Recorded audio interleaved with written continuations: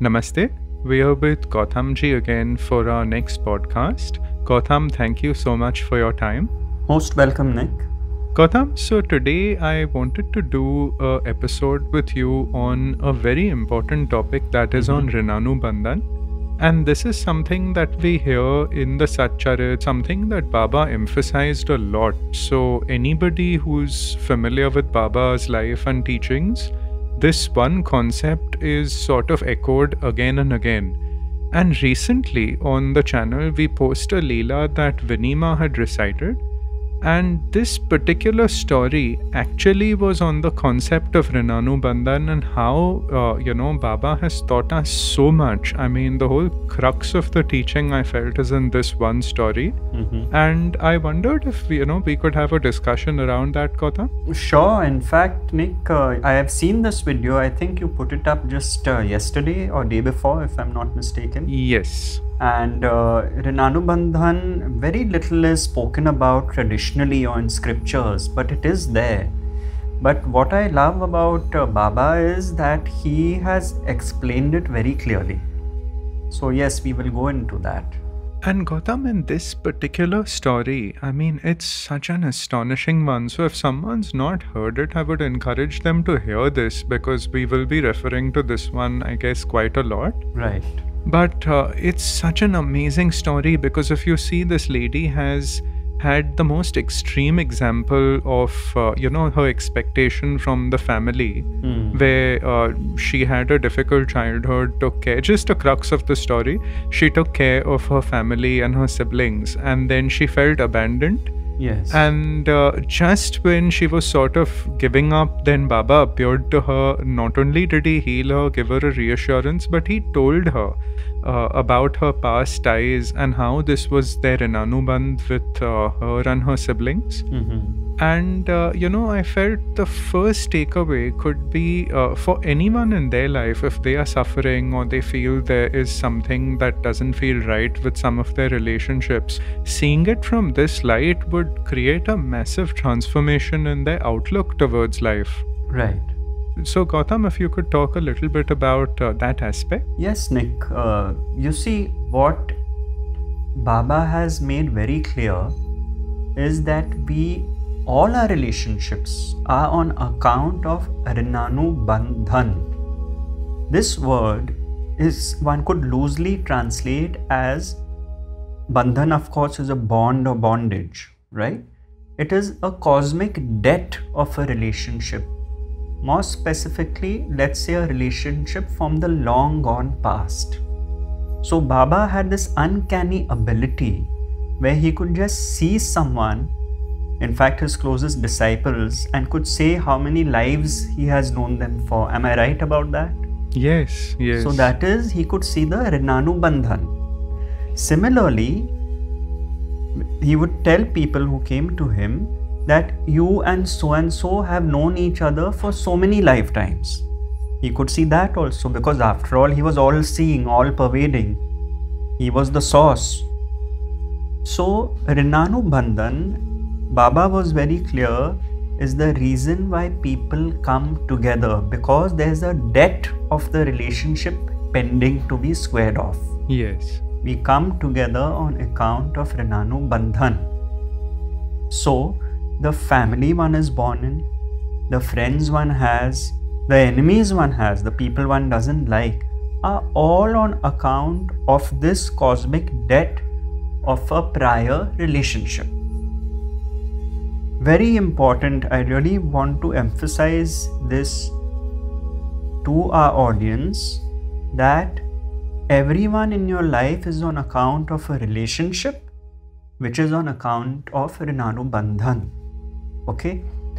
Now, this very beautiful story, which is not in the Satcharita, and you made a podcast of it, fundamentally shows this girl who has siblings. The parents have died when they are young.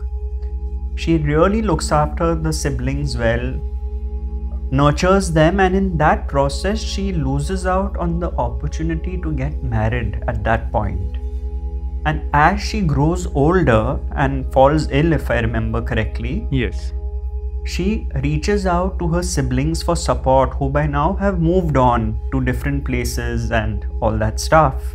And none of them responds in her favor. None of them comes to her help. So she is deeply dejected and disappointed.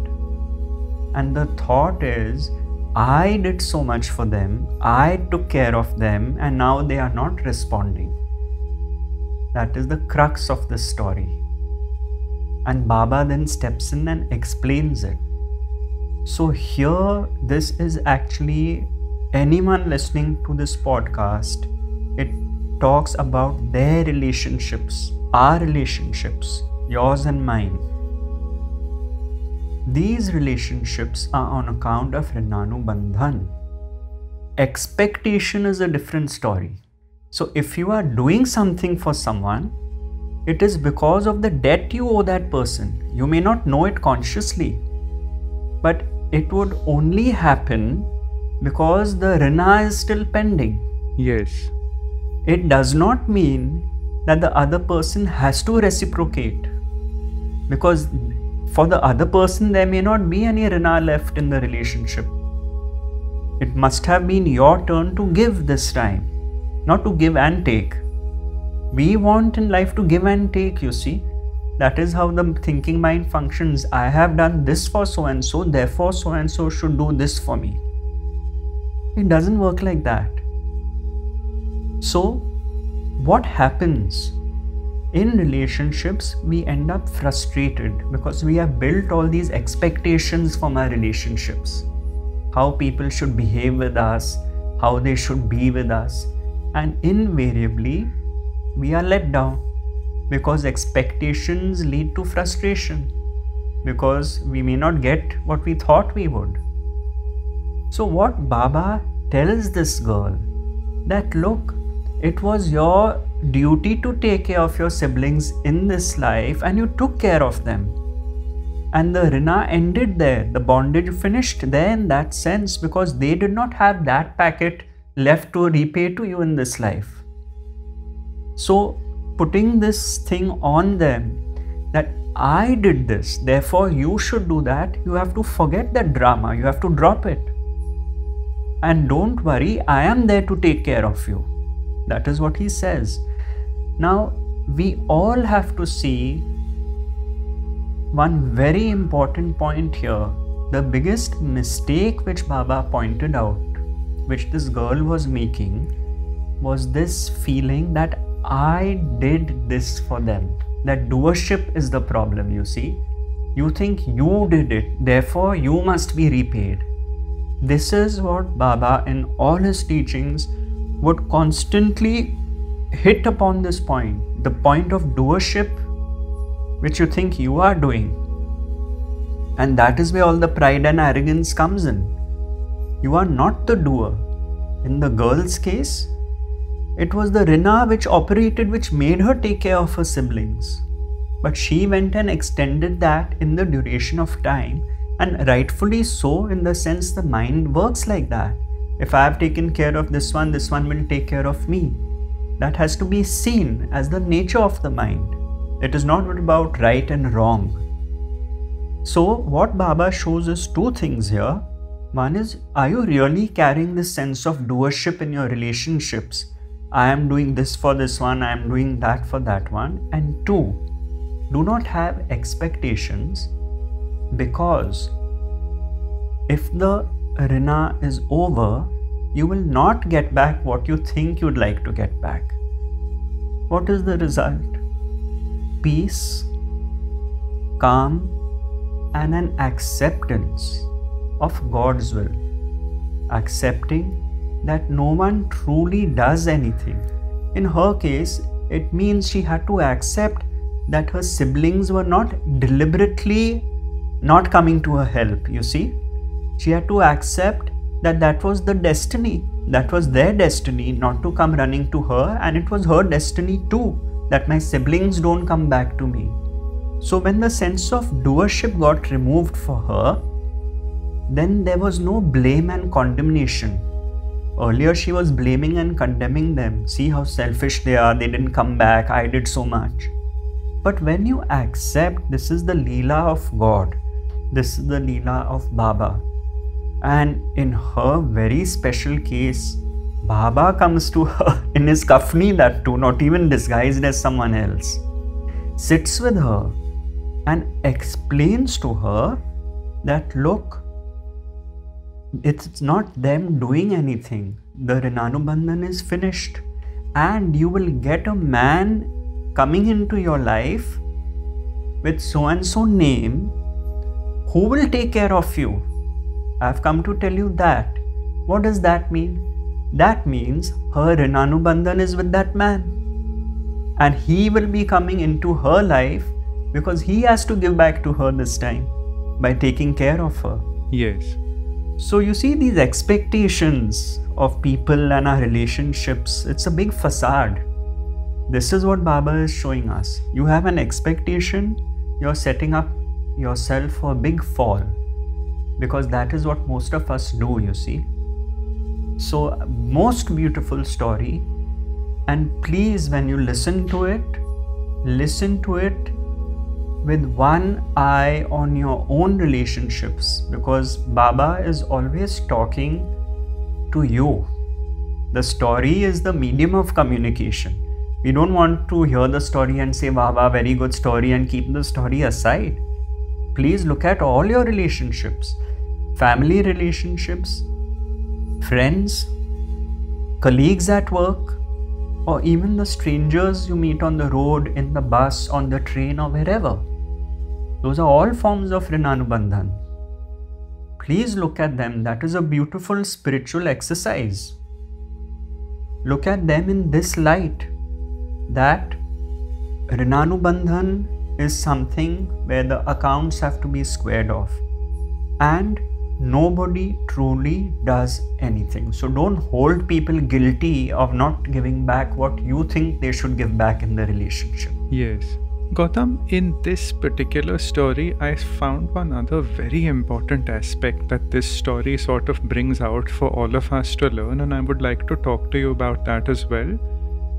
Most people, when they live, they tend to have, I think by default, we are conditioned to have certain expectations or depend on people, place, circumstance, thing, whatever. And in this particular case, it's a very nice example of when one surrenders to Baba, how the source or Baba or God takes over your responsibility. See, in this case, this lady had been given an assurance, her parents, that they will be taken care of by Baba. Mm-hmm. And obviously she might not have known or remembered that. But I felt if every devotee in their own life, in their own way, for everything small, like I as an example, she depends on Baba for everything. To her, it doesn't matter if family members, friends, other people or whoever say anything. There are no expectations. Her single point of everything goes to Baba.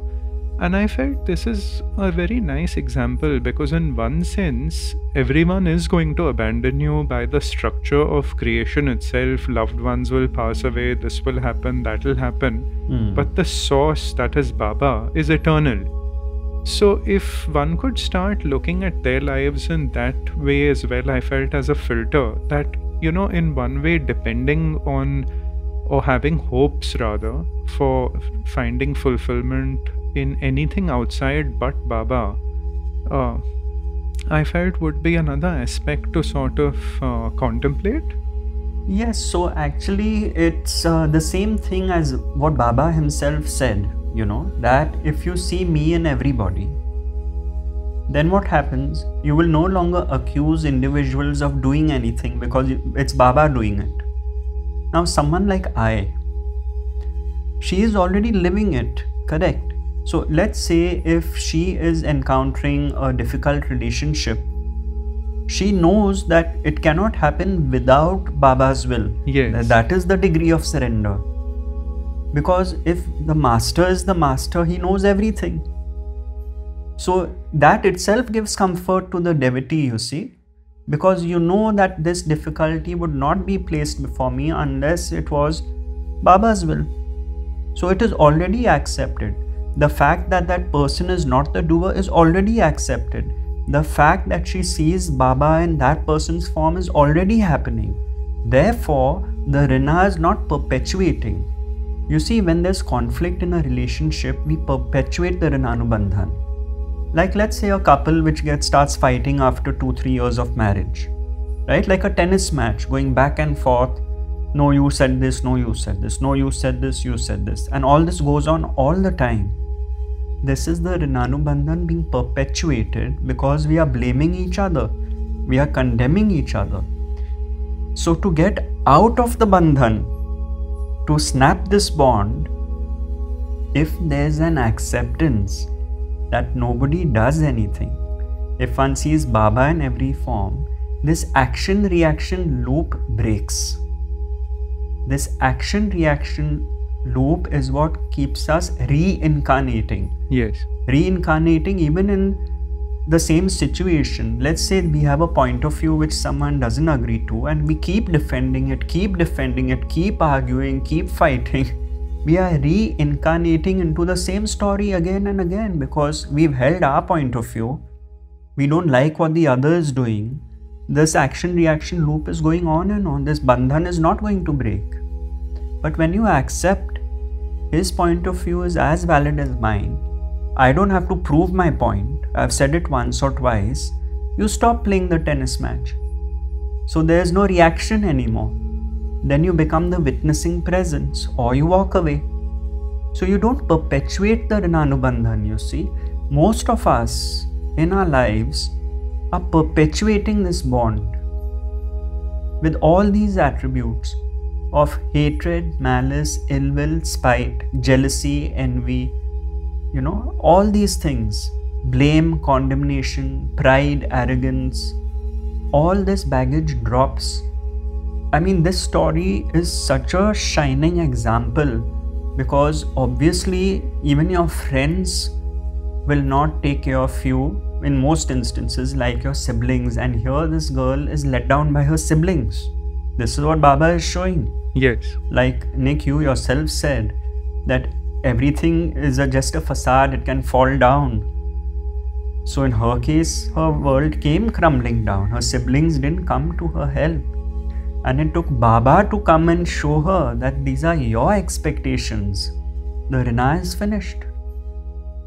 So it's a most beautiful story, and I'm glad you mentioned I, because if the audience actually went and saw such people in action in their daily living, they would realize that they are not blaming people, they are not condemning people, they have accepted people for who they are. And like you said, she's left everything on Baba. Gautam, that's so well explained, what you've just said about I and how, there's so much devotees can learn, I feel, from these films by seeing their examples, the shining examples like of Hemama, I and the other devotees. And Gautam, around that, it also takes me to an important point, which is that this Rinanubandh Leela is such a beautiful example of Baba's word, what his promises are to his devotees, and how even after his Mahasamadhi, every day millions of devotees experience his promise. And I feel this would be a major motivation for a devotee to read the Charitra from this light, to hear these Leelas from this light, and almost, implement it in their lives with faith. Then the same incident and that grace of Baba is equally accessible to all. And that takes me to something we just published recently, Gautam. It is a beautiful chant of Sai Sai, which Jyoti has done recently. And Baba has given a promise in the Charitra that if one repeats my name Sai Sai repeatedly, it is my responsibility to take them even across the 7 seas. And that is a huge thing. And this particular jap is so simple. I feel if any devotee can hear it every morning and night and play it all day or just sort of meditate on it, it is going to have a massive it could not be simpler than just chanting Baba's name internally all day. hearing it or meditating on it, because this is Baba's promise. This was my takeaway from the Rinanubandh Leela, and I'm so happy we've got this, by Baba's grace, this chant with Jyoti. It's a beautiful one, very simple. So I would encourage, if people have not heard it, if devotees have not heard it, that they just go on the channel. It's just recently uploaded. And I feel this is a very special one for devotees. Yes, and the thing with chanting is when you constantly hear it or you recite it yourself, what happens is that the Japa becomes the Ajapa Jap. Means even without you consciously reciting it, it will start on its own within you. So that is what happens. So it's a beautiful idea to, since you say the recording is up now, that we can just play it in our environment all the time. Wonderful, Nick. Keep up the good work. It's all His grace. Yeah. Thank you, Gautam. Okay. Thank you. All the best. So looking forward to the next podcast. Likewise. Take care. And you take care. Stay safe. Bye. Yeah, bye.